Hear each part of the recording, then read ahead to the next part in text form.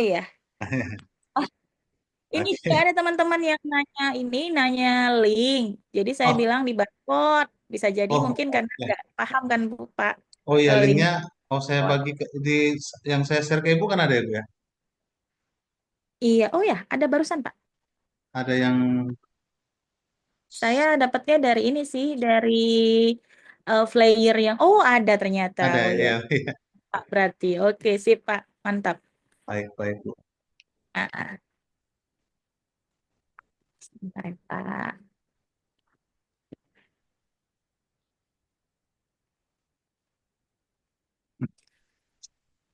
Baik itu sudah masuk juga rekan ibu tuh Bu Junior, guru kami juga di Binjai. Oh iya, Selamat aduh, datang Bu senang Junior. saya. Aduh, terima kasih Bunda Junia.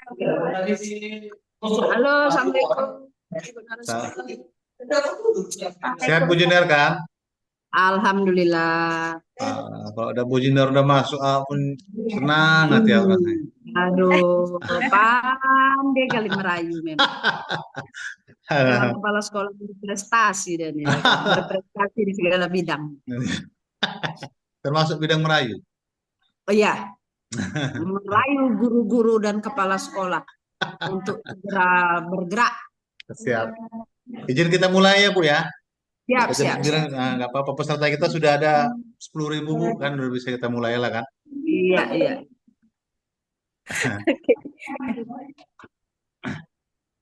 Kita mulai Eh, Pak, Kasek. Baik, baik saya inisiasi Bu ya. Nanti saya yang Ya ini. Pak, Baik, monggo. baik. Assalamualaikum warahmatullahi wabarakatuh. Waalaikumsalam. Waalaikumsalam warahmatullahi wabarakatuh. Salam bahagia dan salam sejahtera untuk kita semua. Pertama, mari kita bersyukur kepada Allah Subhanahu wa taala, Tuhan yang Maha Kuasa. Kita masih diberi banyak nikmat sehingga kita bisa menjalankan aktivitas kita, mengemban, mengundak pelan-pelan amanah pendidikan yang diberikan kepada kita. Semoga Allah dan Allah Tuhan yang Maha Kuasa menguatkan kaki kita, menguatkan pundak kita untuk mengemban amanah ini. Bapak Ibu, kepala sekolah dan peserta diskusi, ya, tidak webinar ya, ini peserta diskusi hari ini. Perlu saya sampaikan bahwa materi kita adalah tentang strategi kepemimpinan pembelajaran mendalam di satuan pendidikan. Sebenarnya sasaran kita adalah eh, kepala sekolah, tapi tidak menutup kemungkinan bagi kawan-kawan guru untuk juga bergabung agar kita bisa dapat memahami ekosistem seperti apa yang akan kita laksanakan untuk menyiapkan pembelajaran mendalam di sekolah kita masing-masing. Yang saya hormati Ibu narasumber kita yang sengaja kita undang dari negeri jiran, negeri jiran, jiran kota ya, dari kota Medan, Ibu Dr. Rahmi Ramadhani, SPDI MPD ya, Bu? Ada I-nya ya, Bu ya? Iya, SPDI MPD. Beliau adalah dosen Universitas Potensi Utama yang dikenal dengan UPU ya, UPU. Kemudian selain itu beliau juga fasilitator, mantan fasilitator sekolah penggerak. Nah, karena sekolah penggeraknya sudah didiamkan sementara dan akan digantikan dengan program lain. Mudah-mudahan dengan kehadiran Ibu Rahmi, karena Bu Rahmi ini bukan orang sembarangan, walaupun masih muda, tapi beliau ini sudah banyak eh, menuliskan ide-ide dan hasil-hasil penelitian dan menjadi narasumber di berbagai daerah. Jadi bersyukur sekali kita hari ini kalau Ibu Rahmi bersedia untuk mendampingi kita secara cuma-cuma kata orang Malaysia di Kota Binjai. Jadi ini perlu saya declare ya Bapak Ibu supaya jangan nanti ada berpikiran lain-lain gitu.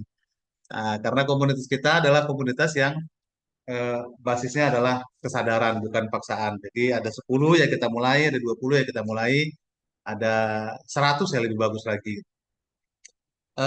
Baik, untuk selanjutnya sebelum kita mulai kegiatan diskusi ini, mari kita menundukkan kepala, berdoa kepada Tuhan Yang Maha Kuasa. Semoga apapun yang kita bicarakan hari ini bisa menjadi penyemangat kita bisa menjadi pemantik kita untuk melakukan hal-hal yang lebih baik lagi daripada itu. Doa dipersilakan.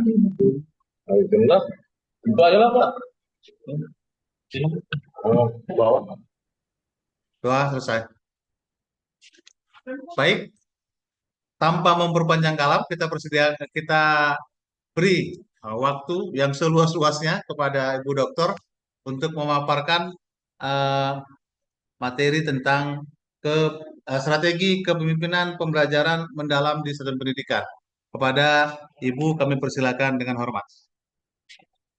Baik, terima kasih Pak Kasek. Sebelumnya, Bismillahirrahmanirrahim. Assalamualaikum warahmatullahi wabarakatuh. Bapak Ibu, selamat pagi. Salam sejahtera untuk kita semuanya. Izin Pak Kasek, ini saya dikasih waktu berapa menit ya untuk persentase? Karena Bapak tahu saya gimana. Kalau Ya, nggak kalau nggak dikasih jeda nanti takutnya kepanjangan, Pak. ya nanti saya kasih WA aja nanti Bu. Kita beri waktu Oh, ada time. seluas-luasnya. Iya, Bu. Oke, siap. Ya, silakan Ibu. Baik, Pak Kasek. Terima kasih. Izin mungkin boleh dijadikan saya sebagai co-host terlebih dahulu,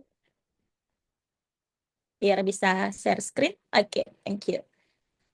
Baik, Bapak Ibu yang saya banggakan, izin saya share screen terlebih dahulu ya Bapak Ibu.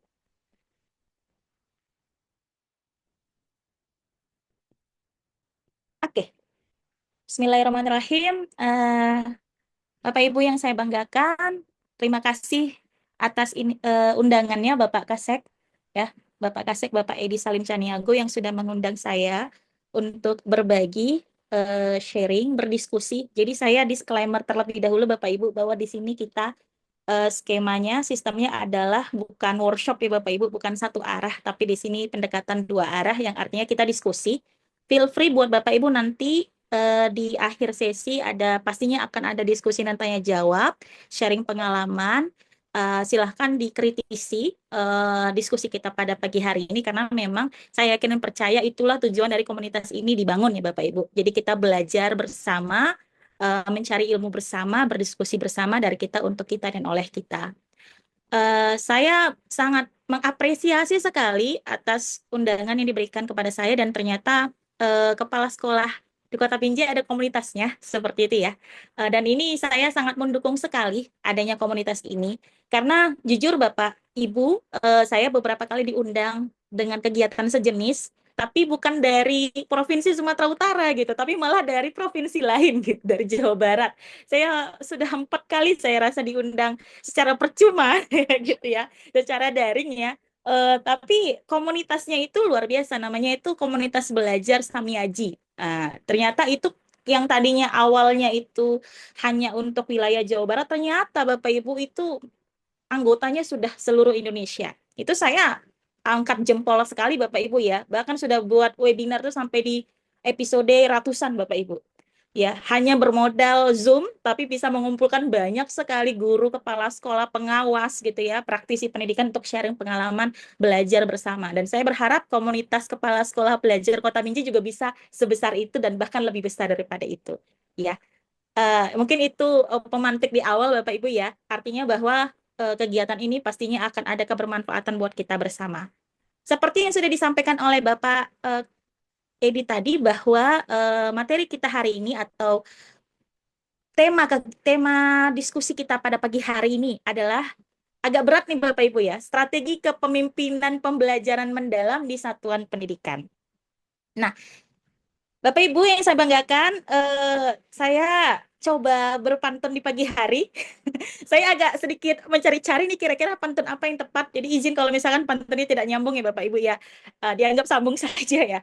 Pergi ke sawah membawa cangkul, menyusur Cakep. menyusur pagi saat embun mereka. Saya seorang Rahmi hadir di tengah Bapak Ibu kepala sekolah, Bapak Ibu guru, Bapak Ibu pengawas sekolah, dan Bapak Ibu peserta yang ada di kegiatan pagi hari ini ingin berbagi tentang kepemimpinan yang menggerakkan sekolah. Bapak Ibu yang saya banggakan, tadi sudah disampaikan di awal tentang profil biodata saya, singkat oleh Pak Kasek. Jadi ini riwayat singkat saja dari diri saya, Bapak Ibu. Jadi saya memulai pendidikan formal dari tahun 2008 program sarjana saya selesai 2012, maka dari itu saya gelarnya SPDI karena zaman dulu Bapak Ibu nama kampusnya IAIN. Nah, kalau udah katanya IAIN itu pasti gelarnya ujungnya ada I. Ya, ada sarjana Islam walaupun saya major saya itu pendidikan matematika, bukan pendidikan agama Islam ya. Major saya tetap pendidikan umum seperti itu. Dan Bapak Ibu bisa lihat track record pendidikan saya itu matematik pendidikan matematika berdarah murni Bapak Ibu. Jadi dari S1, S2, S3 itu major saya tetap sama pendidikan matematika. Nah, riwayat pekerjaan saya Bapak Ibu mengawali pekerjaan formal saya jadi guru Bapak Ibu. Jadi saya pertama sekali mengajari pendidikan formal itu sebagai guru matematika di sekolah SMA swasta di Kota Medan itu kurang lebih 7 tahun. Lalu mencoba untuk upgrade diri.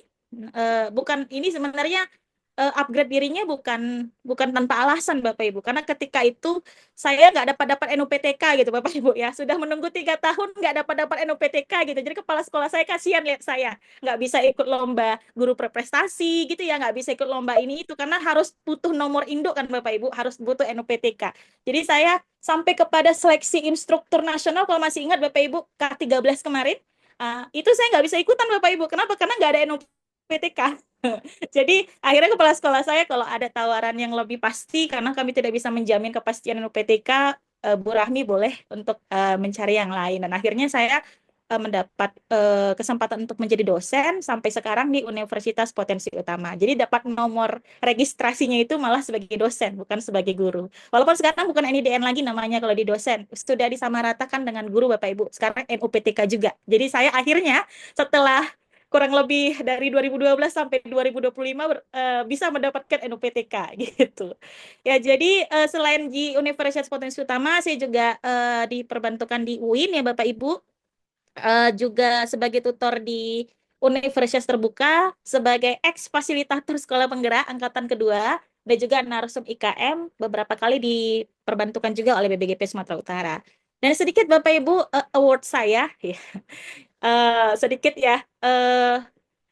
Top 100 Mathematics and Science Education ini sebagai suatu apa ya self reward saya Bapak Ibu ya, artinya berkontribusi dari tahun 2012 sebagai seorang pendidik sampai sekarang puji syukur alhamdulillah bisa memberikan hasil yang maksimal dan pasti akan terus belajar Bapak Ibu, dan juga dapat award Solidarity Fund. Ini award tertinggi saya walaupun ujungnya tidak hadir karena memang tidak ada support system, tidak ada external support untuk bisa berangkat ke sana. Singkat saja Bapak Ibu itu biografi saya, CV saya Bapak Ibu. Sekarang kita lanjut ke sesi materi. Bapak Ibu, sebelum kita mulai kegiatan ini dengan pertanyaan pemantik. Bapak Ibu saya ajak untuk berselancar di Menti. Bapak Ibu boleh scan barcode-nya atau Bapak Ibu bisa klik ini. Saya berikan ini di apa ya Bapak Ibu sebentar. Saya berikan ini di chat. Sebentar, ini agak ini ya.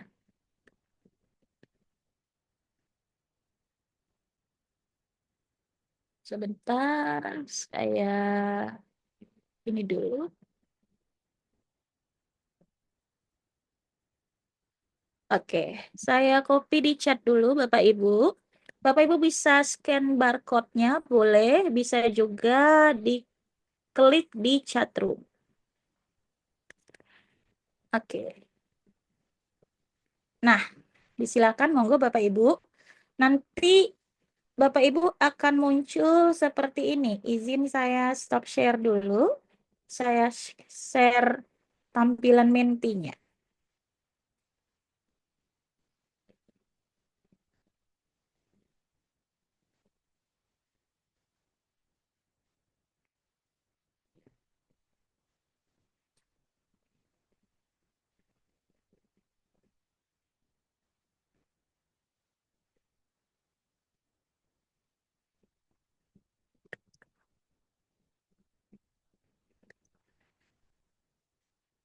Oke, sebentar.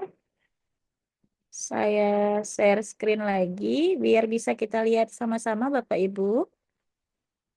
Oke, sip. Bentar. Ini kok nggak muncul ya? Sebentar. Oh, waiting. Nah, ada dua pertanyaan di situ yang saya sajikan Bapak Ibu. Yang pertama, kalau Bapak Ibu bisa lihat, ya Bapak Ibu, oh ini saya share screen yang ini saja ya, sebentar.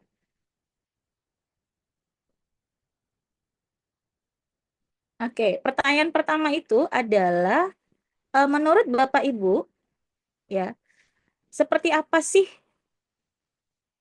seperti apa sih, sebentar, pertanyaan pertama bukan ini, sebentar. Pertanyaan pertama yang ini. Hmm. Apa sih sebenarnya makna dari kepemimpinan? Ya, monggo Bapak Ibu, silakan. Apakah sudah tertampil Bapak Ibu?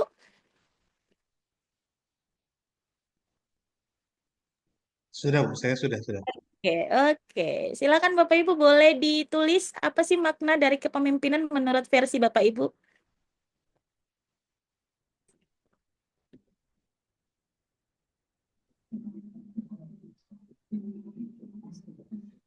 Ya, apa sih makna dari kepemimpinan? Monggo, nggak masalah. Kita tidak mencari benar atau salah ya Bapak Ibu. Saya ingin tahu eh, persepsi dan perspektif Bapak Ibu terkait tentang kepemimpinan itu sendiri seperti apa.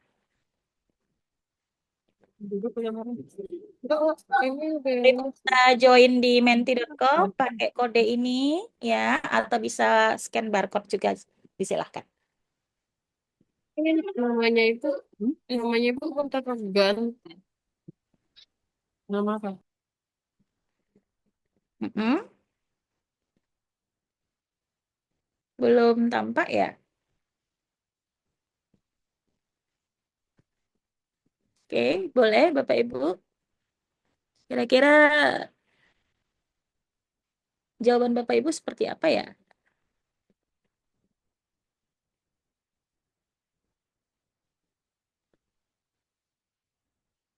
Kita tunggu 5 menit.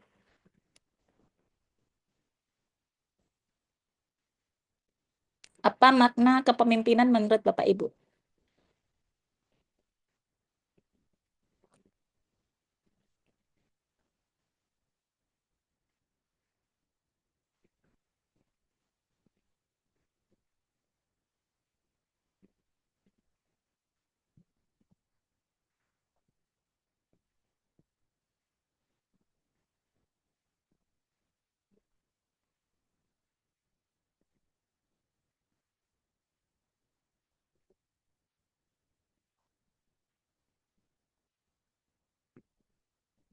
Recording.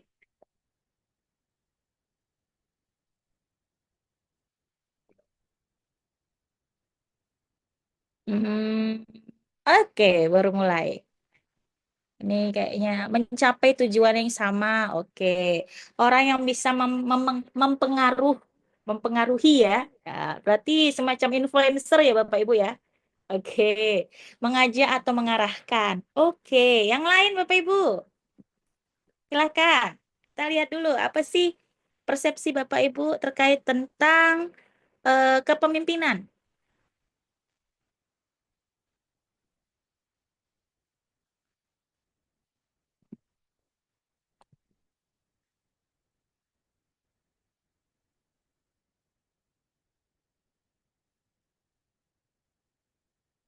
Mengajak, menghimpun orang. Oke, kepemimpinan adalah kegiatan, ini mungkin kegiatan ya, kegiatan yang menghimpun orang. Oke.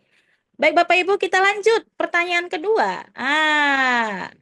Apa perbedaan antara kepemimpinan pembelajaran mendalam dan kepemimpinan pembelajaran yang berdiferensiasi? Nah, kita jangan lupakan ada istilah yang selama 3 tahun terakhir kita selalu gaung-gaungkan Bapak Ibu ya, ada pembelajaran berdiferensiasi. Lalu sekarang muncul istilah baru nih, ada pembelajaran mendalam. Apa sih menurut Bapak Ibu bedanya gitu?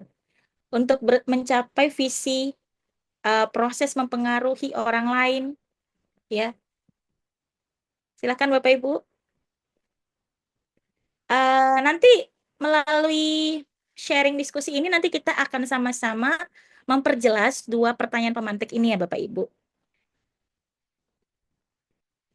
Oke, tadi saya dapatkan poin yang pertama, apa sih makna kepemimpinan? Kepemimpinan itu tadi disampaikan adalah mencapai tujuan yang sama, ya, orang yang menghimpun, orang yang mengajak, orang yang mengarahkan, orang yang mempengaruhi. Nah, itu poinnya ya. Lalu bedanya untuk pembelajaran berdiferensiasi, kepemimpinan pembelajaran mendalam dan kepemimpinan pembelajaran berdiferensiasi adalah mencapai visi yang sama, proses mempengaruhi orang lain. Oke, kita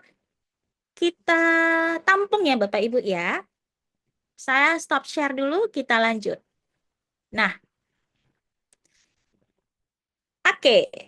Bapak Ibu yang saya banggakan karena kita bicara tentang kepemimpinan pembelajaran mendalam, maka pastinya Bapak Ibu, saya menggunakan rujukan yang memang menjadi rujukan dalam menerapkan atau dalam mengembangkan ya, dalam mengembangkan pembelajaran mendalam. Nah, rujukan pertama pastinya yang Bapak Ibu pasti kenal, yakni buku sakti yang digunakan oleh Kementerian dalam mengembangkan pembelajaran mendalam versi Indonesia ya, yakni bukunya Fulan dan kawan-kawan yang diterbitkan tahun 2018. Saya juga menggunakan referensi dari buku terbarunya Fulan dan teman-teman itu di tahun 2020, Dive into Deep Learning, dan juga bukunya Leadership for Deeper Learning-nya dari Richardson, dan juga buku naskah akademik dari Kementerian Pendidikan Dasar Menengah yang dikeluarkan per bulan Februari 2025.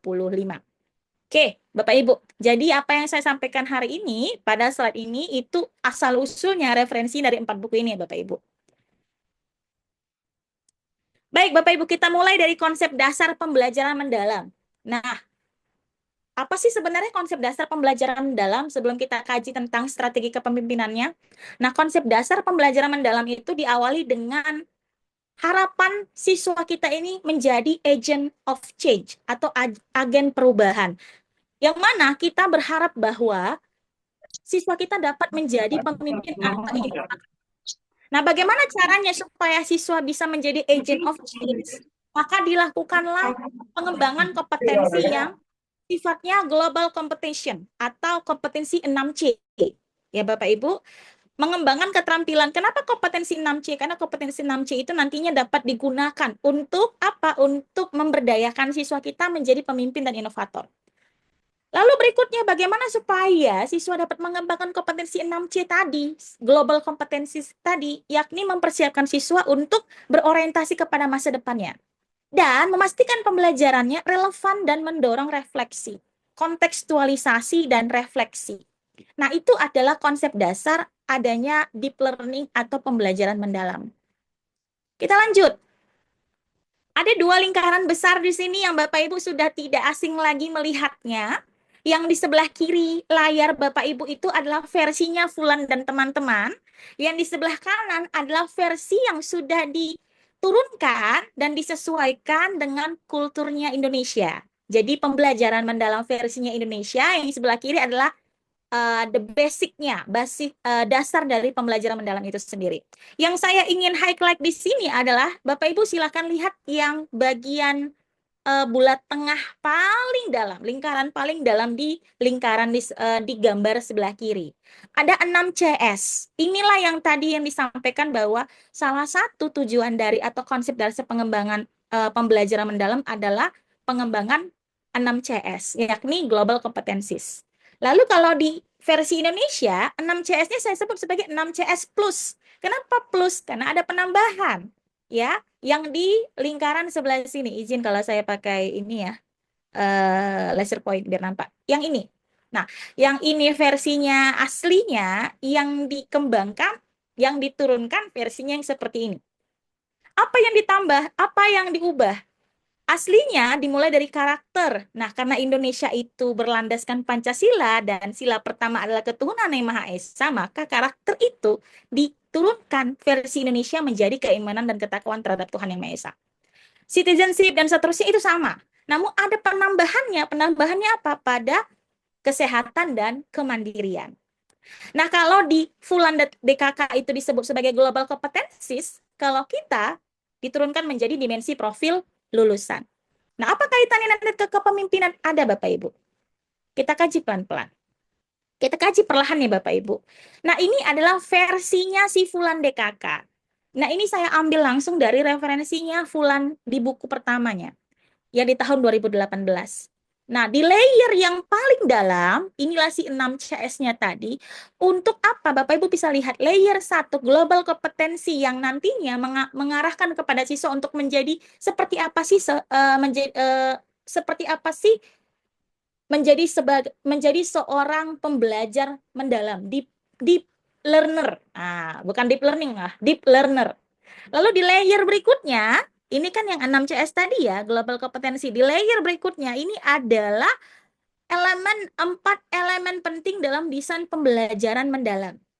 Ada praktik pembelajaran di sini, ada learning partnership, ada kemitraan pembelajaran, ada learning environment, ada lingkungan pembelajaran, ada pemanfaatan digital di sini. Oke, lalu yang berikutnya, layer berikutnya adalah kondisi yang memungkinkan deep learning itu bisa diimplementasikan. Kita lihat dari kondisi sekolahnya, kondisi kotanya, kondisi sistemnya, sampai nanti itu semua terkolaborasi secara inquiry, berkelanjutan. Nah, versi aslinya. Lalu diturunkan versi Indonesianya, Bapak Ibu. Nah, versi Indonesia, kalau Bapak Ibu bisa lihat tadi layer paling atas kolaboratif inquiry, lalu ada kondisi yang diharapkan, maka layer Indonesia juga sama. Nah, inilah yang disebut sebagai kerangka pembelajaran. Lalu, masuk lagi ke pengalaman belajar. Ada prinsip pembelajaran yang kita kenal dengan mindful, joyful, dan apa Bapak Ibu? Mindful, joyful, dan meaningful. Ya. Lalu yang terakhir ada si 6 CS plus-nya tadi. Apa itu semuanya? Nah, Bapak Ibu, menurut dari referensi bahwa deep learning itu sendiri itu tidak sekedar sebagai sebuah pendekatan, tapi dia bisa sebagai sebuah kerangka kurikulum. Di mana dia dikatakan sebagai kerangka kurikulum? Nah, deep learning sebagai kerangka kurikulum itu kita lihat dari learning goals-nya. Learning goals dari versinya Fulan tadi itu global competencies, learning goals-nya kita itulah si 6 CS plus tadi yang kita sebut dengan istilah dimensi profil lulusan. Jadi deep learning ini sampai mengacu kepada bagaimana learning goals-nya. Ya. Lalu berikutnya, deep learning as a learning approach. Ya, selain dia sebagai sebuah dari kurikulum atau bagian dari sebuah kurikulum, maka deep learning juga bagian dari sebuah pendekatan pembelajaran. Strategi dan ekosistem yang mendukung proses pembelajaran, prinsip yang membentuk cara berpikir dan tindakan dalam proses pembelajaran. Mana yang dikategorisasikan deep learning itu as a learning approach? Yakni si kerangkanya, lalu si pengalaman belajarnya, dan si prinsip pembelajarannya. Kerangkanya ini adalah ekosistemnya. Pengalaman belajar itu adalah prosesnya. Ya. Sedangkan prinsip pembelajaran itu adalah prinsip prosedur pembelajaran yang akan kita lakukan. Lalu terakhir, deep learning as a learning assessment. Di konteks mana dia dikatakan sebagai sebuah assessment? Ketika kita bicara tentang ketika kita bicara tentang pengalaman belajar, maaf ini salah garis. Pengalaman belajar yakni si memahami, understanding, mengaplikasikan, application, applying, dan merefleksikan, reflection. Nah, itu semua merupakan aspek-aspek dari pengalaman belajar yang dapat dinilai sebagai sebuah alat ukur penilaian. Mungkin tidak secara langsung sebagai sebuah indikator penilaian, tapi bisa dijadikan sebagai acuan untuk menilai. Acuan untuk dicapai oleh siswa kita. Bagaimana dia memahami secara dalam, bagaimana dia mengaplikasikan dalam konteks transfer knowledge, dan bagaimana dia merefleksikan apa yang telah ia ketahui. Jadi itu bisa kita gunakan sebagai indikator dan alat untuk mengukur pembelajaran mendalam. Jadi dari sini kita bisa lihat bahwa ini, lingkaran besar ini, kajian deep learning ini tidak semata sebuah pendekatan pembelajaran, tapi dia adalah sebuah ekosistem belajar yang terdiri dari sebuah kurikulum, bagaimana yang terdiri dari sebuah pedagogi praktikal, pendekatan pembelajaran, dan sebuah asesmen dan evaluasi pembelajaran. Bagaimana pembelajaran itu dapat dievaluasi dan dianalisis. Oke, nah ini hanya pengetahuan awal Bapak Ibu ya, kajian terkait pembelajaran mendalam. Nah, sekarang kita masuk ke kepemimpinannya. Lantas karena pembelajaran mendalam itu adalah suatu ekosistem yang luas, tidak hanya mengacu kepada pendekatan, lantas bagaimana sih peran kepemimpinannya dalam pembelajaran mendalam? Nah, ini menarik. Setelah saya kaji ulang, saya baca referensi-referensi, ternyata kepemimpinan pembelajaran mendalam itu sangat kompleks dan mengacu kepada satu istilah, namanya adalah kepemimpinan yang transformasional, Bapak Ibu. Seperti apa sih kepemimpinan yang transformasional? Oke.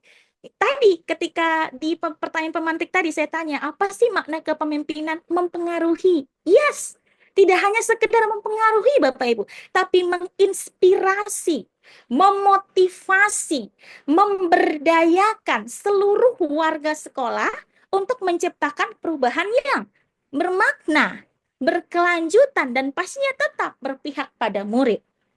Ya, jadi konsep kepemimpinan dalam pembelajaran mendalam itu mengacu kepada kepemimpinan yang transformasional. Oke, strateginya gimana kepemimpinan transformasional itu? Yang pertama, coherence making. Memastikan bahwa semua inisiatif dan praktik sekolah itu saling selaras dan terintegrasi satu dan yang lainnya. Coherence making nanti akan berkaitan ke capacity building. Apa itu? Mengembangkan kapasitas guru dan juga staf pendidikan kita, tendik kita untuk merancang serta mengimplementasikan pembelajaran mendalam as a learning approach dan as a learning assessment.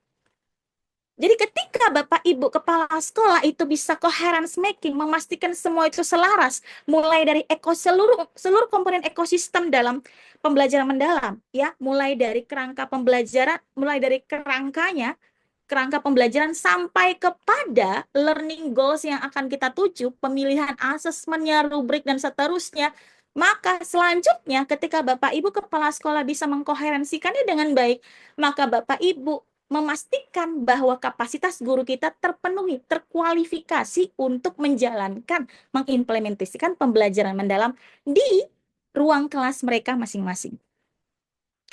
Lalu berikutnya, apakah itu cukup? Tidak. Ingat, kalau tadi kita bisa lihat di bagian sini, selain kita bisa kita perhatikan praktik pedagoginya, kita perhatikan lingkungan pembelajarannya, Bapak Ibu persiapkan lingkungan pembelajarannya, Bapak Ibu persiapkan praktik pedagogisnya, lalu kita juga persiapkan siapa? Kemitraannya Bapak Ibu, leadership partnership. Bapak Ibu mendorong kemitraan, baik itu kemitraan dalam skop paling kecil, pasti kemitraan antara siswa dan guru di dalam kelas, kolaborasi antara siswa dan guru. Lalu kemitraan yang lebih luas lagi, kolaborasi antar guru dan guru yang multidisiplin ilmu. Lalu lebih luas lagi, kolaborasi antara sekolah dengan sekolah. Sampai kepada kolaborasi antara sekolah dengan komunitas di luar sekolah. Baik itu yang berkaitan dengan dunia usaha, dunia industri, baik itu yang berkaitan dengan kementerian setempat, yang memang ada kaitannya, yang memang ada dampaknya kepada penerapan implementasi pembelajaran mendalam di satuan pendidikan Bapak Ibu. Dan yang terakhir adalah apa? Pemanfaatan digital. Leveraging digital. Setelah Bapak Ibu mengkoherensikan, memastikan kapasitas guru itu sudah terkualifikasi dengan baik, memberikan ruang kemitraan untuk Bapak Ibu guru bisa melakukan berbagai kolaborasi, sampai kepada Bapak Ibu memanfaatkan digitalisasi untuk personalisasi dan memperluas cakupan pembelajaran. Jadi pembelajaran mendalam itu ekosistemnya lebih luas lagi. Ya, ekosistemnya mencakup seluruh ekosistem sebuah pembelajaran. Oke. Lalu strategi yang ditekankan tadi apa? Dari kepemimpinan yang transformasional, maka diurun lagi ke bawah, maka nanti akan terbagi menjadi 4 poin kepemimpinan yang dapat Bapak Ibu lakukan sebagai sebuah strategi as a school principal, sebagai seorang pemimpin sekolah. Kalau Bapak Ibu guru berarti as a classroom classroom principal, sebagai seorang manajer ya, manajer kelas ya, manajer pembelajaran di dalam kelas. Yang pertama, kepemimpinan instruksional. Bapak Ibu sebagai seorang pemimpin fokus pada perbaikan mutu pengajaran dan pembelajaran di kelas. Jadi jangan lepaskan proses itu dari awal hingga akhir Bapak Ibu. Sebagai kepala sekolah jangan Bapak Ibu menganggap bahwa tugas saya sebagai kepala sekolah sudah selesai. Yang penting saya sudah melakukan A, B, C di awal. Tapi Bapak Ibu lepaskan proses itu di tengah hingga di akhir. Nah, ini yang berbahaya. Kenapa Bapak Ibu tidak menjamin bagaimana mutu pengajaran dan pembelajaran di kelas itu dapat Bapak Ibu amati dan dapat Bapak Ibu cermati dengan baik. Apakah diperlukan yang namanya perbaikan mutu pembelajaran? Kalau iya, maka apa yang akan dilakukan? Nah, itu sebenarnya yang harus Bapak Ibu lakukan sebagai seorang pemimpin dalam konteks pembelajaran mendalam. Setelah Bapak Ibu fokus pada perbaikan mutu pengajaran, lanjut kepada apa? Oh, ternyata ada yang perlu diperbaiki. Maka Bapak Ibu lakukan strategi sebagai kepemimpinan kolaboratif. Ya, di mana Bapak Ibu membangun komunitas belajar yang profesional, apapun bentuknya. Apakah dalam komunitas belajar guru kah, komunitas belajar seperti ini, komunitas belajar sama kepala sekolah, apa? Untuk nantinya menggali hal-hal yang bisa kita kaji bersama, bisa kita analisis bersama, apa sih penyebab permasalahan yang nantinya si mutu pengajaran dan pembelajaran di kelas itu dapat meningkat. Lalu kepemimpinan berbasis data. Bapak Ibu masih kenal istilah perencanaan berbasis data di sesi-sesi yang sebelumnya, ya? Maka itu sebenarnya hal yang sangat baik sekali untuk Bapak Ibu lanjutkan. Kenapa? Karena menggunakan data pembelajaran untuk pengambilan keputusan dan peningkatan berkelanjutan itu sangat penting sekali. Kita tahu nih, kita dasarnya dari mana. Kita melakukan suatu kebijakan A. Misalkan Bapak Ibu kepala sekolah, oke kita melakukan program A. Ada dasarnya Bapak Ibu. Ada permulaannya, ada latar belakangnya. Bukan ujuk-ujuk karena memang kalau bahasa anak muda zaman sekarang FOMO gitu ya Bapak Ibu ya. Karena ikut kawan sebelah, karena ikut sekolah sebelah kita buat lah, yuk seperti ini. Enggak seperti itu. Kenapa? Karena kebutuhan setiap sekolah itu berbeda-beda.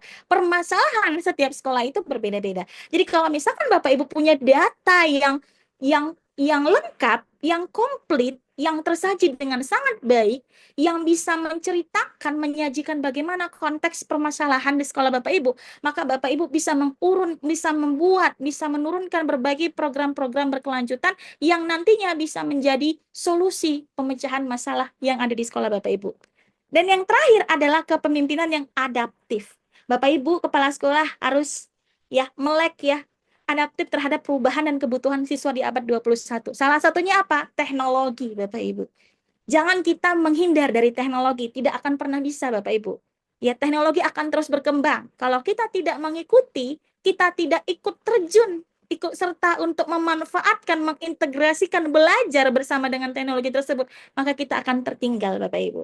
Nah, bagaimana supaya pemanfaatan teknologi itu tadi bukan malah menurunkan daya nalar kritis siswa, tapi malah meningkatkan daya nalar kritis siswa. Nah, Bapak Ibu sebagai kepala sekolah yang harus punya sifat adaptif terkait itu.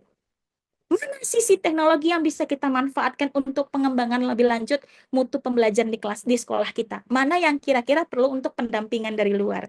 Mana yang kira-kira kita butuh kemitraan dari luar supaya nanti pemanfaatan teknologi ini akan lebih optimal dan seterusnya dan seterusnya. Nah, tadi kan sudah strategi yang dapat kita tekankan ada 4 poin kepemimpinan ya dari kepemimpinan transformasional tadi. Lalu sekarang implikasinya apa? Caranya gimana? Tindak lanjutnya gimana? Karena tadi kita kepemimpinan instruksional fokus pada perbaikan mutu pengajaran dan pembelajaran di kelas, kita harus tahu dulu arah kita mau kemana. Ini sekolah ini mau dibawa kemana? Kalau misalkan kita mau kita menggunakan, mengimplementasikan pembelajaran mendalam. Fokus pembelajaran mendalam apa? Kerangka kurikulumnya, learning goals-nya, dimensi profil lulusannya akan dikejar. Bukan begitu? Maka dari itu visi dan misi pembelajarannya juga harus searah, selaras dengan learning goals yang ingin dicapai dalam pembelajaran mendalam. Dimensi profil lulusan yang akan dicapai dalam pembelajaran mendalam. Ya, apakah itu siswa yang berkarakter, keimanan ketakwaan kepada Tuhan Yang Maha Esa, yang bernalar kritis, yang memiliki kemandirian yang baik kah, atau yang berkeluargaan, yang berkolaborasi dan seterusnya. Lalu berikutnya, tadi kan kepemimpinan kolaboratif membangun komunitas. Maka Bapak Ibu Kepala Sekolah sebagai inisiator dan sebagai fasilitator. Jadi memberikan pelatihan-pelatihan guru, apakah itu sifatnya mendesain pembelajaran berbasis 6C plus kah, atau bagaimana terkait penyusunan rubrik kah, atau bagaimana cara prosedur melakukan penilaian supaya nanti tercapai learning goals yang diharapkan dalam pembelajaran mendalam. Pelatihan guru itu sangat penting. Kenapa tadi pelatihan guru sangat penting? Karena capacity building tadi. Mengembangkan kapasitas guru sehingga sedemikian hingga guru-guru kita berqualified. Jangan sampai ini pembelajaran mendalam sudah oke sekali, ekosistemnya sudah kuat, tapi ternyata sekolah kita tidak mampu menjalankannya. Mengapa? Why? Karena ternyata kualifikasi guru kita belum memenuhi. Lantas kalau kualifikasi guru kita memenuhi sebagai manajer sekolah, apa yang harus kita lakukan? Apa kita biarkan? Apa kita lakukan perombakan guru nih, kita ganti guru-guru? Apakah itu adalah cara terbaik? Kan tidak. Ya. Langkah awal yang bisa kita lakukan apa? Pelatihan. Pengembangan kapasitas guru kita. Supaya guru kita itu juga ikut update terkait apa? Terkait perkembangan pembelajaran yang saat ini sedang terjadi di Indonesia. Lalu berikutnya mendorong kepemimpinan guru. Iya, kepemimpinan itu kan seperti saya katakan tadi dimulai dari ruang skop yang paling kecil di dalam kelas. Bagaimana guru dapat mengembangkan praktik-praktik inovatif yang kembali lagi mengacu kepada learning goals-nya kita tadi dalam pembelajaran mendalam 6C plus tadi. Lalu mengintegrasikan teknologi digital untuk memperkuat partisipasi siswa. Bagaimana caranya kita bisa mengintegrasikan teknologi bukan hanya sekedar sebagai media pembelajaran, tapi bagian dari ekosistem pembelajaran kita itu sendiri. Apakah nantinya dapat meningkatkan si 6C plus siswa tadi melalui integrasi teknologi kah? Atau bagaimana? Nah, Bapak Ibu Kepala Sekolah yang bisa membuat strategi-strategi untuk peningkatan, untuk pemanfaatan integrasi teknologi yang berkelanjutan di sekolah Bapak Ibu. Dan yang terakhir adalah pengembangan sistem penilaian yang autentik. Nah, penilaian yang autentik ini bukan hal baru. Kita sudah kenal sejak K13 ya, authentic assessment. Itu kan digaungkan. Nah, sekarang juga digaungkan. Kenapa? Karena authentic assessment itu berbasis proses dan hasil belajar Bapak Ibu.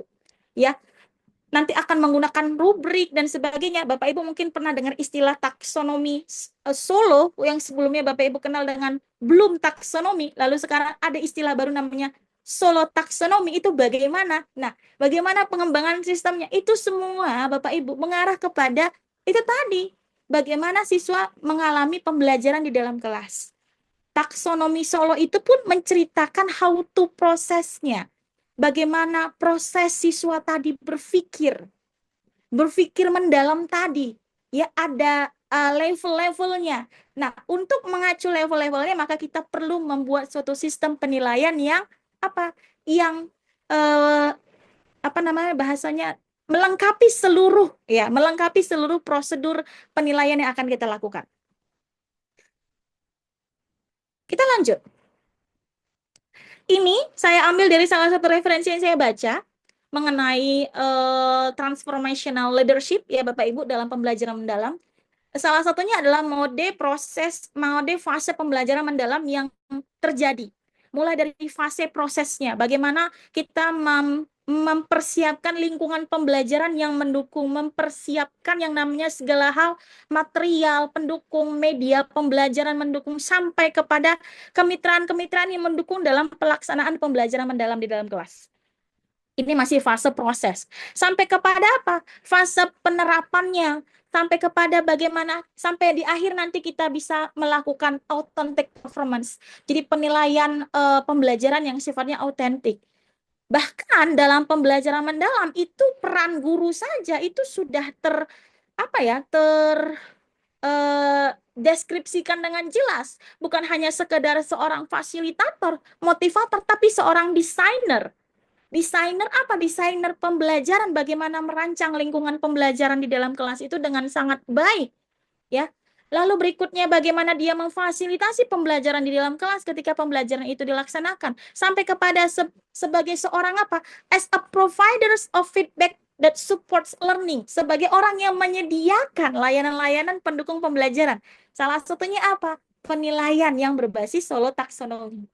Menggunakan rubrik-rubrik yang mencapai 6 plus kompetensis dan seterusnya. Jadi kompleks sekali, dan kepemimpinan juga sedalam kompleksnya pembelajaran mendalam itu sendiri. Kita kaji pelan-pelan Bapak Ibu. Tadi yang pertama, implikasi pertama merumuskan visi dan misi serta budaya sekolah yang mendukung pembelajaran mendalam. Seperti apa sih strategi yang Bapak Ibu bisa lakukan? Contohnya gitu ya. Kepala sekolah, Bapak Ibu dapat menyusun visi dan misi yang menekankan pentingnya kompetensi abad 21 si 6C plus tadi, yang dirujuk oleh kementerian tadi ya. Lalu visi tadi bisa dijabarkan dalam RKAS, rencana kerja sekolah Bapak Ibu. Disosialisasikan pastinya ke seluruh warga sekolah. Lalu berikutnya apa? Membangun budaya kolaboratif dan inovatif. Semua elemen sekolah punya tanggung jawab yang sama menciptakan siapa sih prinsip pembelajaran tadi. Si meaningful learning, mindful learning, dan juga joyful learning.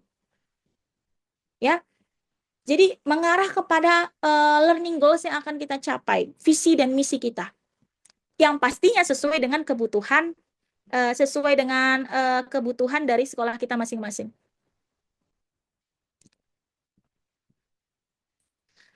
Strategi kedua, Bapak Ibu, penguatan peran kepala sekolah sebagai lead learner, Bapak Ibu. Ya, jadi kepala sekolah itu tidak hanya sekedar, oh saya sudah menginisiasi kok Bapak Ibu, oh saya sudah menyuruh guru-guru saya untuk mengikuti pelatihan ABC. Tapi kepala sekolah juga harus ikut aktif mengikuti dan memfasilitasi. Tidak hanya sekedar menghayo-hayokan Bapak Ibu ya, tidak hanya sekedar menyuruh-nyuruh. Seperti saya katakan tadi, Bapak Ibu harus ikut serta proses itu dari awal sampai akhir. Karena Bapak Ibu itu seorang yang lead learner Bapak Ibu, pemimpin sejati Bapak Ibu, dari awal menjembatani sampai akhir. Jadi jangan putus di tengah-tengah. Menjadi contoh dalam menerapkan reflective practice.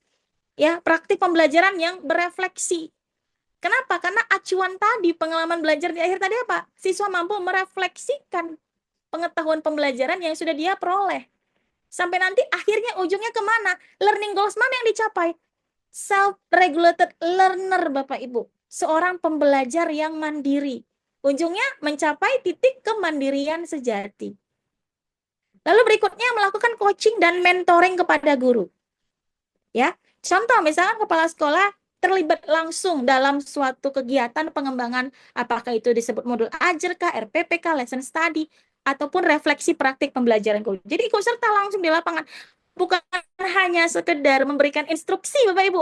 Jangan ya, itu sudah tidak sesuai dengan konteks kepemimpinan transformasional yang digunakan dalam ekosistem pembelajaran mendalam. Oke. Yang ketiga adalah pengembangan kapasitas guru yang berkelanjutan. Yes, ketika nanti kepala sekolah sudah aktif ikut pelatihan, maka dia sebagai apa?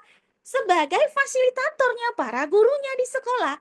Karena dia sebagai fasilitator, maka selenggarakanlah IHT Bapak Ibu. Ngapain kita jauh-jauh mencari narasumber luar, kalau memang kita sendiri bisa memberikan bala bantuan kepada guru kita. Bu, tapi Bu Rami saya nggak punya kapasitas yang bagus. Maka dari itu Bapak Ibu kepala sekolah ikut pelatihan, ikut training. Jangan hanya gurunya yang di training, tapi kepala sekolahnya juga wajib di training. Ketika nanti Bapak Ibu kepala sekolah sudah mendapat banyak sekali pelatihan, soft skill bertambah, hard skill bertambah, maka Bapak Ibu dapat melakukan atau menyelenggarakan pelatihan internal yang mencakup kepada how to implement, bagaimana mengimplementasikan si pembelajaran mendalam secara lebih komprehensif di satuan pendidikan Bapak Ibu. Ya, nggak setengah-setengah. Oh ya udah pembelajaran mendalam nanti kita di dalam kelas ya udah RPP-nya aja pembelajaran mendalam, bukan. Seperti saya katakan tadi, pembelajaran mendalam bukan hanya sekedar pendekatan pembelajaran, dia itu ekosistem. Mulai dari kerangka kurikulumnya, acuannya sudah jelas, learning goals-nya sudah ada, sampai kepada praktik pedagoginya, bahkan learning environment-nya saja pun diberikan acuan bagaimana, sampai kepada partnership-nya saja pun diberikan, dan pemanfaatan digitalnya pun diarahkan. Jadi sekompleks itu pembelajaran mendalam. Jadi tidak hanya sekedar pembelajaran mendalam sebagai pendekatan pembelajaran di kelas. Membentuk komunitas belajar guru untuk berbagi praktik baik. Nah, ini mungkin dulu-dulu sudah pernah kita lakukan dengan istilah kombel Bapak Ibu, komunitas belajar. Nah, silakan dilanjutkan kembali Bapak Ibu. Nah, sekarang kementerian lagi menggalakkan yang namanya bincang numerasi kan? Bincang numerasi itu kan dilakukan dalam konteks forum-forum diskusi kan Bapak Ibu yang sifatnya santai. Bahkan sedang dicanangkan juga Hari Guru Belajar kan gitu. Hari belajar gurunya kapan. Nah, itu bisa dimanfaatkan momen-momen itu, waktu-waktu tersebut untuk apa? Untuk dilakukan pelatihan-pelatihan pengembangan kapasitas guru yang sifatnya berkelanjutan Bapak Ibu. Jangan cuma oh udah selesai habis finish the end. Enggak gitu. Tapi kita pantau, kita monitoring. Bapak Ibu lakukan coaching, pasca dilakukannya pelatihan. Bagaimana guru ini? Kita mentoring ketika guru itu mengalami kesulitan. Nah, itulah yang disebut sebagai kepemimpinan yang transformasional, Bapak Ibu. Tidak hanya mempengaruhi, tapi juga apa? Menginspirasi Bapak Ibu guru kita. Ya, contoh misalkan Bapak Ibu sebagai narasumber, sebagai fasilitator dalam pengembangan RPP berbasis proyek gitu ya, yang mengintegrasikan kompetensi yang akan kita capai dalam dimensi profil lulusan. Kita ambil deh kompetensi yang kita capai sesuai dengan visi sekolah kita, kreativitas dan pemecahan masalah nyata. Nah, ini sangat bagus. Kenapa? Karena pengembangan kapasitas guru yang dilakukan sesuai dengan tujuan yang ingin dicapai di satuan pendidikan kita. Yang keempat adalah mendorong kolaborasi dan kemitraan dalam pembelajaran. Yes, learning partnership, Bapak Ibu. Kolaborasi antar siswa dan guru, kolaborasi antara guru dan guru, kolaborasi antara sekolah dengan sekolah, kolaborasi antara sekolah dengan komunitas lokal. Yang sifatnya pastinya sesuai dengan proyek pembelajaran yang akan dicapai. Contoh ya Bapak Ibu, proyek siswa, misalkan siswa ini sedang ada kegiatan proyek terkait tentang pengelolaan sampah, ya, di mana nantinya akan mencapai beberapa dari 6S plus tadi, si dimensi profil lulusan tadi, 6C plus tadi, misalkan mulai dari kreativitas, bernalar kritis, ya, lalu masuk ke kolaborasi. Nah, untuk malah semakin menguatkan poin kolaborasinya tadi, siswa tidak hanya sekedar berproyek sendiri, ya berkolaborasi antara siswa dan siswa dan siswa dan guru, tapi juga mengajak unsur kemitraan luar untuk apa? Bisa jadi sebagai verifikator, bisa jadi pendamping, bisa jadi mentorship dan sebagainya. Tergantung kepada kesepakatan kemitraan apa yang dibangun dengan sekolah.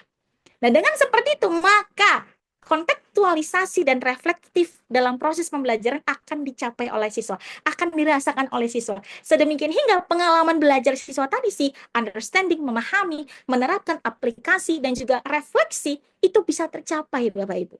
Bisa tercapai.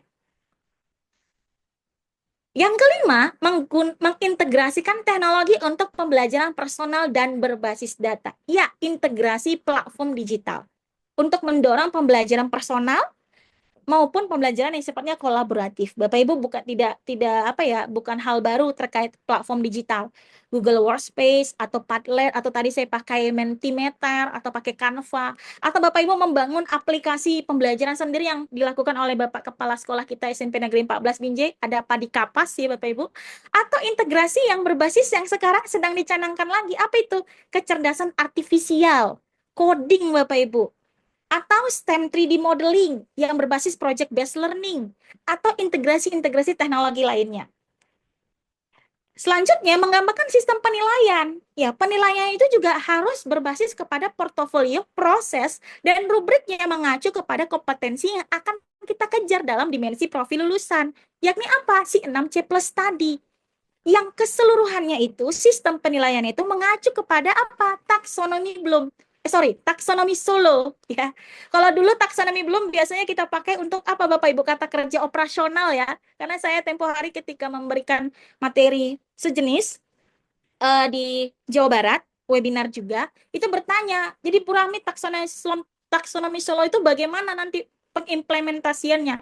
Dia bisa sebagai sebagai pengelompokan level siswa kita itu berada di level yang mana, bisa juga sebagai kata kerja operasional yang kita gunakan untuk menilai pengalaman belajar siswa dan mencapai learning goals yang akan kita tuju, si dimensi profil lulusan tadi. Jadi sifatnya sebagai alat indikator pengukuran si Solo taksonomi tadi, indikator pengukurannya. Alat ukurnya apa? Bisa banyak Bapak Ibu, bisa pakai portofolio, bisa pakai rubrik, bisa pakai sistem tes dan seterusnya, tergantung tergantung kepada kebutuhan pembelajaran di dalam kelas. Setelah kita bisa mengembangkan sistem pembelajaran yang terintegrasi dengan teknologi, baik itu sistem pembelajarannya maupun sistem penilaiannya, maka kita bisa gunakan data hasil belajar siswa untuk refleksi dan perbaikan pembelajaran yang berkelanjutan.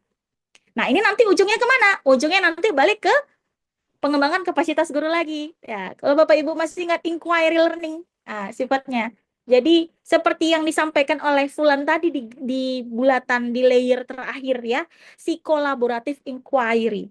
Dia tidak bisa berdiri sendiri. Pembelajaran mendalam itu tidak bisa berdiri sendiri. Tidak hanya sekedar sebagai as a learning approach, tapi dia ekosistem yang mencakup seluruh kerangka pembelajaran. Yang keenam, pengembangan pembelajaran yang kontekstual dan fleksibel. Nah, pembelajaran mendalam ini sifatnya kontekstualisasi dan reflektif, Bapak Ibu. Jadi bagaimana pembelajaran itu nanti dirancang secara fleksibel. Fleksibel yang gimana maksudnya, Bu Rami? Tidak monodisiplin ilmu, Bapak Ibu, tapi integrasi mata pelajaran. Interdisiplinerkah? Multidisiplinerkah, ya Bapak Ibu, yang mengacu kepada kontekstualisasi. Kontekstualisasi yang memberikan pengalaman belajar nyata kepada siswa kita. Kenapa? Karena prinsip pembelajaran kita tadi mengacu kepada 3 hal, yakni apa? Meaningful learning, joyful learning, dan mindful learning. Contoh, Bapak Ibu, misalkan kita nih, tema belajar siswa kita ini, temanya air bersih. Oh, ternyata ada kaitannya ke mata pelajaran IPA, ada kaitannya ke mata pelajaran IPS, ada kaitannya ke mata pelajaran Bahasa Indonesia dan Seni Budaya. Kita bisa bikin project multidisiplin ilmu.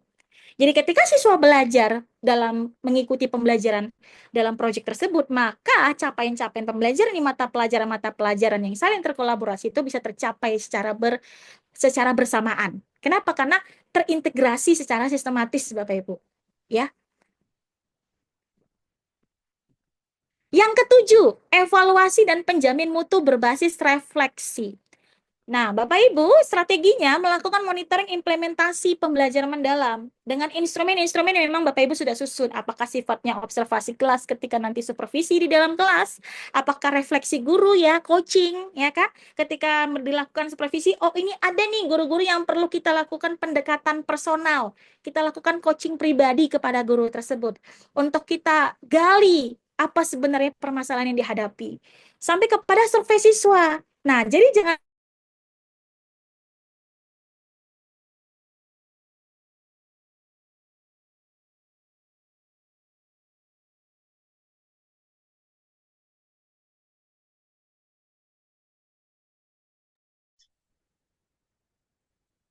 Halo, izin Bu Rahmi.